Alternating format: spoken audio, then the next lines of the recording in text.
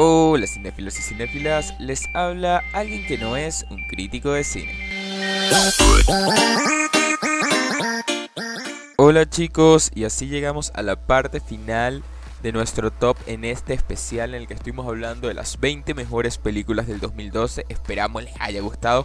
Aquí les dejo el link de la edición pasada, de la antepasada y de la primera edición.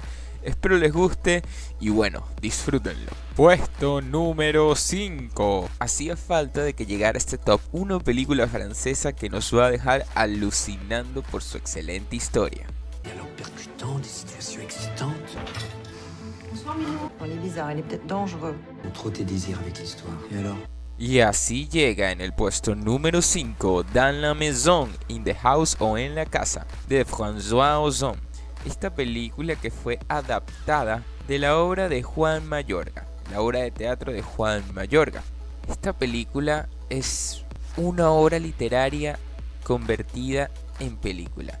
Vamos a ver lo profunda y lo maravillosa que se vuelve esta película cada vez. Es una película que va evolucionando paulatinamente hasta que en un momento tú mismo te desesperas con los personajes, tú mismo te envuelves en la trama, que no solo es una trama que va dirigida hacia un poco la paranoia y la ficción, sino que se envuelve en un humor muy cálido, muy divertido, y va a hacer que la trama se convierta en una trama divertida, interesante y que vale la pena. Esta película trata de un profesor de francés, el cual está completamente aburrido, desencantado, tiene razón, monotonía en su vida, y de repente comienza a leer unos escritos de una tarea que manda, una tarea en donde los alumnos tienen que contar una historia. Lo que él no esperaba es que uno de sus alumnos contara una historia que parecía real. Y así es como evoluciona la película. El profesor va mandando tarea tras tarea, semana tras semana, se va involucrando con este alumno que van escribiendo estos ensayos que son sublimes para él, que son únicos y que le han cambiado el sentido a su vida. Y vamos a ver cómo evoluciona esa historia. Entonces vamos a ver cómo tras las múltiples lecturas de este autor, vamos a ver cómo se va jugando con el espectador y a la vez con la mente del profesor, entre la realidad y la ficción, entre lo incógnito y lo seguro, entre los rumores y la realidad. Va a llegar momentos en los que no vamos a saber si algo es cierto o es mentira. Va a llegar momentos en donde no vamos a saber si se está contando la realidad o no. Y eso es lo que hace que esta película sea tan buena. La ficción normalmente en las películas de realidad se usa muy poco, y las veces que últimamente se ha utilizado no ha sido de manera muy buena realmente. Y esta película se convierte en una película muy original, porque agarra esta historia y con técnicas muy sencillas aprende a contarte toda la trama y todas las subtramas. Debo decir que esta película no es solamente un plano, sino que vamos a tener diferentes planos, como el personaje secundario que es la esposa de nuestro profesor, y vamos a tener otros 4 personajes secundarios como el amigo del estudiante que escribe las famosas lecturas del profesor y otras cuantas cositas más. Esta película no solo se va a convertir en, no solo va a jugar entre la realidad y la ficción, sino que también se va a volver un poco más provocativa. Va hacia temas un poco pervertidos, diría yo, un poco fuera de lo común. Y eso también lo hace magnífico, porque lo sabe contar de una historia en que esta perversión o este morbo no es dañino, no es para llamar más al público la atención, sino para darle más peso a la trama. Entonces, François Ozon logra en la película, además, criticar. Pero criticar no solamente el desánimo de los estudiantes, no solamente criticar en plano general la vida de los profesores, sino criticar muchísimas cosas más, como lo que es la realidad y la ficción, como lo que se puede pensar en la autoría de los relatos. Es una excelente película que habla de muchísimos temas, no les arruino más, se las recomiendo. Y bueno, nada más que decir que los intérpretes son excelentes, lo hacen de manera fabulosa. Ernest Humauer, que es el joven que les estoy contando, que es el que va enviando los relatos, y Fabrice Lucchini, que es nuestro profesor, que ese sí es el que nos va a dejar un poco más a la expectativa. No es un peso tan relevante como el de Ernest Humauer, que sí tiene muchos más caracteres dentro de la película, pero también lo hace muy bien. Y vamos a tener nuestros personajes secundarios que van a hacer un gran papel. Dans la Maison es una obra que va entre la realidad y la ficción, y no solo por eso, sino porque se va en lo profundo, sino porque crea una historia, sino porque avanza paulatinamente bien, y por su excelente final, esta película merece estar aquí, en el puesto número 5, Dans la Maison. Puesto número 4. Nuestra próxima película se describe a sí misma como un viaje fantástico, pero para nosotros fue una maravilla visual. Ya deben saber de quién les estoy hablando. Escuché que tiene una increíble historia. Usted mismo decidirá qué creer. Ahora, ¿con qué empiezo? El señor Patel tiene una sorprendente historia de coraje y resistencia, como ninguna otra en la historia de los naufragios. Y así llega, muy cerquita de nuestra top 3, en el puesto número 4, Life of Pi, o La vida de Pi, o Un viaje extraordinario. Esta película, dirigida por Ang Lee, nos va a contar la historia de nuestro amigo Pi Patel. Este Pi Patel va a tener dos etapas durante la película, a pesar de que nos va a contar toda su vida, el origen de su nombre, donde estudiaba, todo lo que hacía. Este Pi Patel va a tener dos etapas. La etapa principal es la que vamos a revivir el naufragio de Pi, y otras etapas secundarias en su vida, como el desarrollo de la religión, que se convierte en una subtrama muy interesante de la película, y nuestro Pi adulto, que es el que está contando la historia. Es una manera muy interesante en la narrativa, una manera convencional pero muy bien utilizada, que hace que la historia se vaya desarrollando muy bien.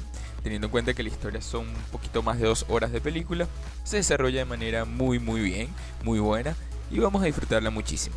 Además de eso, vamos a contar la historia desde el plano de la religión, pero de una manera muy sana. Debo admitir que no soy nada religioso, pero aún así el tema estuvo a la altura, se comportó de manera muy correcta y dio una perspectiva diferente a la película. La historia de Pi principal, la historia que se cuenta, que es la historia del naufragio, va a contarnos la historia de cómo este pequeño hombre indio, cae en un naufragio en una barcaza, pero con 4 animales, sí, así como lo escuchan. Y es que esta película está llena de fantasías o de locuras fantásticas que hacen que la película sea una maravilla visual. Un derroche técnico impresionante que va a hacer que en cada minuto y en cada momento disfrutemos de la película, porque vamos a estar maravillados visualmente todo el tiempo. Para mí, sentarme a ver esa película fue dejar que por mis córneas, por mis ojos, entrara una maravilla y llegara a mi cerebro, y fue genial. Nada más debo decir que fue genial. Disfrútenlo y véanla. Pero como estaba contando, nuestro amigo Pi se queda en esta barcaza con una severa herida, un orangután, una hiena y un tigre. El tigre llamado Richard Parker. Luego verán en la historia por qué tiene este nombre. Entonces, cuando él queda en esta barcaza, vamos a ver cómo la interacción principal va a ser con ese tigre llamado Richard Parker. Y vamos a ver cómo se va a desarrollar esta película. La historia en sí va a basarse principalmente en cómo hacen estos animales para tratar de sobrevivir en una barcaza siendo todos tan diferentes, lo que hacen que el protagonista vaya enfrentando situaciones muy complicadas y a la vez muchísimo más complejas. Además de eso, hay que destacar que la actuación de nuestro amigo Suraj Sharma, a pesar de que no ser la mejor, es relativamente buena y nos la va a hacer pasar muy bien en un rato. El que sí destaca muchísimo es Irraj Khan, el Pi que está contando la historia, el cual hace un papel muy bueno, muy digno, a la altura de la película, y que nos va a hacer disfrutar muchísimo más cada vez que aparece en pantalla. La película tiene momentos excelentes y un guión que es impresionante, que va a hacer que en cada momento estemos atónitos, asombrados, y que queramos meternos dentro de la película a vivir los momentos que vive el personaje. No solo por eso, sino porque Ang Lee sabe dirigir una historia impresionante y sabe llevarla al cine. Sabe convertir una historia literaria en una historia fantástica. A pesar de lo irreal que pueda ser, a pesar de lo fantástico que parezca, Ang Lee lo logra, y por eso en nuestro puesto número 4 llega The Life of Pi. Tercer lugar. En algún momento alguien dijo que los actores no sabían dirigir, y que si esto sucedía eran simplemente escasas excepciones. Así fue que llegó esta película para demostrarnos que los actores son excelentes directores. Y así llega... What we like for this are bicycles. Deliver the 6 bikes, provide them with maps. Or you could just send in training wheels and meet them at the border with Gatorade. It's gonna take a miracle to get them up. I got an idea. They're a Canadian film crew for a science fiction movie. I fly into Tehran. We all fly out together as a film crew. If I'm doing a fake movie, it's gonna be a fake hit. Así es, llega en el puesto número 3 para ocupar la medalla de bronce nuestro amigo Ben Affleck dirigiendo Argo. ¿Y de qué se trata esta película de Ben Affleck y por qué acaba de llegar a este top? Jesús, ¿te volviste loco? Ben Affleck es un pésimo actor, debe ser un pésimo director. Sí, es un pésimo actor, pero esta película vale la pena y es impresionante. Bueno, principalmente la película nos va a narrar la historia de cómo la CIA trata de crear una misión para tratar de salvar a 6 americanos en la embajada de Teherán cuando se convirtieron en rehenes allá en Irán. Y vamos a ver cómo la película, que se centra en la crisis de Irán en 1980, se va desarrollando, pero principalmente en esta historia. La historia es unilateral, no esperen muchísimo más, pero Ben Affleck logra convertir esta historia unilateral que nos habla brevemente de todo este suceso de manera muy directa y de a la vez de manera muy real, muy divertida, con mucho suspenso, un thriller político muy bien hecho y de manera sorprendente. Es decir, la película va a dividirse en atmósferas, pero atmósferas de maneras muy concretas y separadas que van a hacer que la pases muy bien. Sabes cuándo reírte, sabes cuándo poner atención a la película y sabes cuándo estar a la expectativa. Eso es algo súper destacable porque muy pocas películas lo logran. Muchas películas que son dramas o suspensos a veces agregan momentos cómicos muy inoportunos, pero esta película lo hace de manera muy buena, de manera fantástica. Por momentos vas a estar en suspenso y no va a ser de inoportuno un momento cómico, sino que lo sabe llevar muy bien de la mano, sabe manejar al espectador, sabe reflejarse en ti, haces que sientas la película al máximo y la vas a disfrutar muchísimo. Además de eso vamos a contar con un cast increíble, con Ben Affleck a la cabeza como Tony Méndez. Aunque este no es el personaje más destacable, realmente Ben Affleck estuvo a una altura media actoralmente como siempre. Bryan Cranston, Alan Arkin, John Goodman, Victor Garber, Tate Donovan son solo nombres de los excelentes actores que están acá, pero el que debe destacar entre todos ellos, además de John Goodman, debe ser seguramente Alan Arkin como Lester Siegel. Este hombre te va a hacer pasar momentos muy cómicos, a la vez momentos de tensión, le va a poner un carácter a la película muy especial y le vas a disfrutar muchísimo. Además de eso vamos a tener un excelente guión con excelentes diálogos que por momentos vas a alucinar. Y este guión logra algo que es sorprendente, que es meter comedia en un thriller tan denso y tan político y tan oscuro como fue la crisis en 1980 y la situación de los rehenes en la embajada de Canadá. La película te va a hacer sentir muy bien, la película lo vas a disfrutar muchísimo. Es un must-see de este año, es la película que ganó el Oscar, pero no por eso es la mejor. Pero parece que este año no se equivocaron tanto, la película vale la pena y realmente es muy recomendable. Solamente les debo decir que esta película imprime un suspenso impresionante en cada momento y a la vez te vuela las tuercas o te saca una sonrisa, así que véanla. En el puesto número 3, con la medalla de bronce se queda Argo.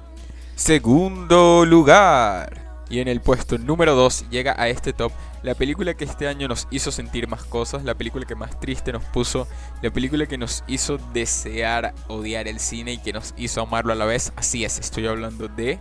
¿Y es que el K?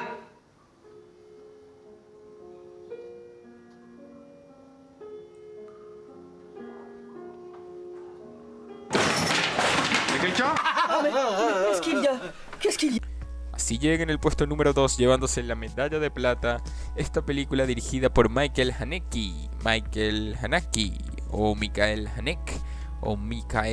Hanek.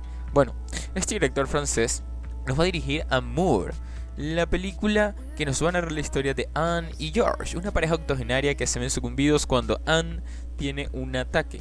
La película nos va a contar cómo Anne poco a poco va degenerando su calidad de vida. Y vamos a ver cómo George se enfrenta a esto. Vamos a ver el desarrollo de una enfermedad. La película te va a imprimir un realismo y una crudeza que te hace ver cada situación de una manera diferente y cada vez más pesimista dentro de ti mismo. Cada vez se va degenerando más, cada vez tu corazón se achicharra más. Parece que estuvieran haciendo una operación a corazón abierto, agarraran una lupa, la pusieran frente al sol y te quemaran todo el corazón. Es cruda, es realista, te pega durísimo, es un golpe al abdomen que te hace vibrar. Pero es una película que a pesar de que no te deja un buen sabor de boca y es muy ruda contigo, la vas a querer seguir viendo por esa crudeza que te va a imprimir. Y al final vas a terminar amando el cine, odiando el cine, amando la película y odiándola. Es difícil. Esta película va a estar interpretada por dos excelentes actores y yo diría la mejor pareja actoral del año, porque juntos en pantalla exprimen lo que ningún otro cast probablemente pudo lograr. Y estoy hablando de Manuel Riva y Jean-Louis Trintignant. Sí, creo que se pronuncia así. Que son Anne y George. Y probablemente en cada escena vamos a ver cómo se desarrolla más y más esta enfermedad y cómo los va atacando. Primero tenemos a Jean-Louis Trintignant, que poco a poco va desesperándose más porque no sabe cómo tratarlo. Recordamos que son octogenarios, tiene 80 años ambos, no sabe cómo tratarlo. Vemos cómo se esfuerza por tratar y no puede. O sea, vamos a desesperarnos con él, vamos a pasar los malos ratos con él, vamos a sufrir con él. Y tenemos a Emmanuelle Riva, que su enfermedad se va degenerando y vamos a ver cómo lo hace a la perfección, cómo interpreta de tal manera esta enfermedad que te va a llegar al alma. Es muy crudo, muy realista, pero es magnífico. Además de esto, para complementar la película y que sea casi perfecta, tenemos a Michael Haneke, que es excepcional este hombre porque hace una dirección minimalista. ¿Qué estoy tratando de decir con esto? Que no va a emplear muchísimas más cosas. Es más, la película solo tiene extras y una actriz secundaria que es Isabelle Huppert. Pero además de esto, no hay absolutamente más nada. Son los dos actores en pantalla, en un hogar, y se va filmando toda la película en este hogar. Es decir, no vamos a tener grandes efectos especiales, ninguna subtrama, no va a haber absolutamente más nada. Solo esto. Quizás lo que pudiese ser que le agrega son unas escenas oníricas, estas escenas de sueños, que van a agregarle a la película. Al principio vamos a estar un poco escépticos pensando así como que ¿por qué agregas esto a la película?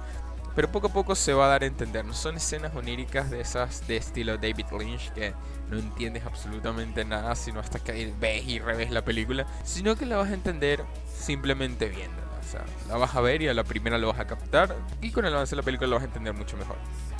Entonces, la película o el desarrollo minimalista hace que los actores resalten y muchísimo. Por eso es que esta película te carcome por dentro. Y es que Michael Haneke sabe hacerlo de manera perfecta. Creo que eligió el mejor modo de desarrollar esta película. Y es que logró que los actores realmente llegaran a ti. O por lo menos para mí así fue. Yo sufrí en cada momento, a pesar de que fueron 2 horas y un poquito más de película. Yo sufrí cada segundo, estuve paciente a la espera y de repente me golpeaban otra vez. Era como un boxeador que no quería caer en el ring porque me estaban dando durísimo. Es una película que si la ves realmente esperando algo bueno, no va a ser así. Vela en plano, sin pensar en nada, deja que te coma, deja que llegue a tus entrañas y vas a pasar un buen rato. Además de esto, esta película lo tiene todo para ser probablemente la mejor película del año, pero no llegó. Aún así, esta película es impresionante y es un must-see. Para mí fue una obra maestra de este año, del año 2012 sin duda alguna, así que recomiendo que la vean. En el puesto número 2, Amour, de Michael Haneke. Primer lugar. Y así llega la película que fue la mejor de año, la que se lleva la medalla de oro en ese top 20 y que lidera el top y que fue la mejor para nosotros de este año sin duda alguna. Así llega con nosotros Django, let me ask you a question. How'd you like the bounty hunting business? I like it a lot. I like the way you die, boy. Y para llevarse el puesto número 1, la mejor película de este año para nosotros, llevándose la medalla de oro y la cima del top, llega Django Unchained de Quentin Tarantino, Django desencadenado. Esta película va a retratar al mejor Tarantino en muchísimo tiempo, y es que Tarantino lo logra otra vez. Esta película llena de violencia, son 2 horas y media de violencia en un western histórico sobre el racismo con toques de comedia. La trama de la película es revolucionaria para el género, y es que Tarantino va a lograr exponer demasiados temas a la vista y va a lograr que la película tenga sentido y esté argumentada, siga un hilo, un ritmo y la comprendas a la perfección y la pases muy bien. Sí, es muy fresca esta película, es demasiado fresca, diría yo, es muy original, es muy introvertida, a la vez es muy controvertida. Esta película tiene muchísimas cosas que destacar, pero vamos a comenzar por la historia. Primero que nada vamos a tener a Django, que es un esclavo, el cual se va a encontrar con un cazador de recompensas alemán, que se va a llamar el Dr. King Schultz. Jamie Foxx, que va a ser Django, y el Dr. King Schultz, que va a ser Christoph Waltz, se van a aventurar. Y entre la aventura van a encontrarse con varios personajes. pero la idea final es encontrar a Bromilda Bonshaft, la esposa de Django. Y se van a encontrar con varios personajes que son los secundarios en esta película, que le van a dar una gran atmósfera a la película porque son excelentes personajes. Y es que lo que tiene esta película es que sus personajes están retratados a la perfección. Hay un excelente guión y el ritmo de la película es casi perfecto. Entonces estos personajes son Leonardo DiCaprio como Calvin Candy, Samuel L. Jackson como Stephen, Walton Goggins como Billy Crush, muchísimos más, son muchísimos personajes que van a ver en esta película. Pero estos personajes le van a dar un toque muy bueno a la película, le van a dar un toque diferente. Vas a ver que todos están llenos de originalidad, de locuras, de rarezas, pero que se adaptan muy bien a lo que la película quiere contar. Quiero destacar muchísimo a Samuel L. Jackson como Stephen, porque es un mayordomo, un esclavo mayordomo, el cual destaco muchísimo la manera en que me hizo reír, en la que me hizo pensar, en la que me hizo odiarlo. Es excelente su interpretación. Y entonces esta película se aventura a contarnos este western histórico de 2 horas y media en donde Django está buscando a su esposa con el Dr. King Schultz. Pero ¿por qué esta película es tan fantástica? Es que esta película logra argumentar, a nuestro amigo Tarantino logra no solamente crear una historia, son 2 horas y 40 minutos, y en la que vas a desear que no haya sido más corta, sino vas a desear que sea más larga. La película lleva un ritmo perfecto, el guión de la película es impresionante, cada personaje está perfectamente identificado. Hay momentos muy típicos de Tarantino, si han visto películas de Tarantino lo van a notar muchísimo. Además logra escenas de tiroteo típicas de Tarantino, pero que te van a encantar, que le van a dar un sentido a la historia. Y lo genial de esta película es que Tarantino logra demostrar su estilo y a la vez argumentar una historia que te va a llamar muchísimo la atención, que te va a hacer poner los pelos de punta, porque la historia es provocadora, es muy polémica, a la vez es muy divertida, es muy graciosa, tiene muchos cambios, es una película excelente y se recrea en el viejo oeste, o el estilo del viejo oeste, o sea, es un western americano sobre el racismo, como ya lo he dicho varias veces, pero cómico. ¿Y cómo logras todo esto? Entonces ahí es donde llega la perfección de Tarantino. Coloca un vestuario estrambótico a los personajes, la fotografía le da el toque del western. Además la película tiene escenas de tiroteo muy típicas del western, pero al estilo de la violencia de Tarantino. Entonces la pasas muy bien. Es impresionante lo que logra Tarantino. Yo creo que no hay manera de describir esta película más que entretenimiento puro, diversión asegurada, la van a pasar muy bien.